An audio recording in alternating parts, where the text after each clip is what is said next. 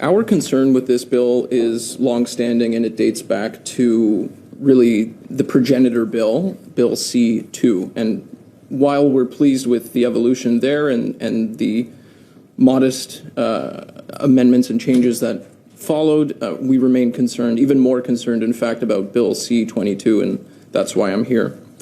The concern really is this, and I don't mean to be hyperbolic, but truly it's difficult to escape the inference that Bill C-22 would establish a pretty powerful regime of surveillance and would constitute a pretty severe invasion into the privacy of everyday Canadians.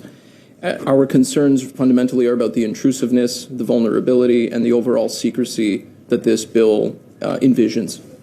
So allow me to identify exactly what I understand this bill requires. So-called core providers may be ordered to develop, test, and maintain technical capabilities for extracting information, and in particular, computer data. I'll get to that in a moment.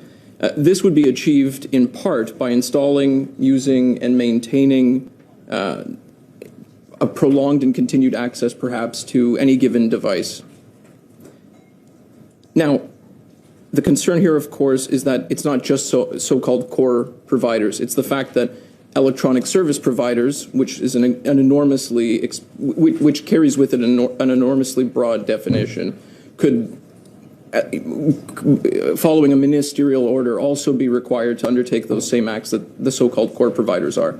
So very quickly, an electronic service provider, and I'll define that in about 5 seconds, could also become a core, a core provider.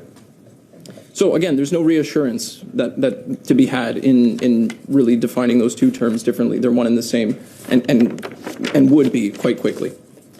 Now, what is an electronic service provider? It is any entity that provides business in this country or conducts a portion of its business in this country through electronic channels, be it through the internet or through perhaps software that's installed and kept locally on a device. So internet connectivity is relevant in that case. Now, at heart here, and this is really the pith of this, is the concern about metadata. Metadata is information about information. And so while the context of a text message might not be accessible, the fact that a text message, as an example, was sent could be accessed. To whom, when, how, all of that is fair game.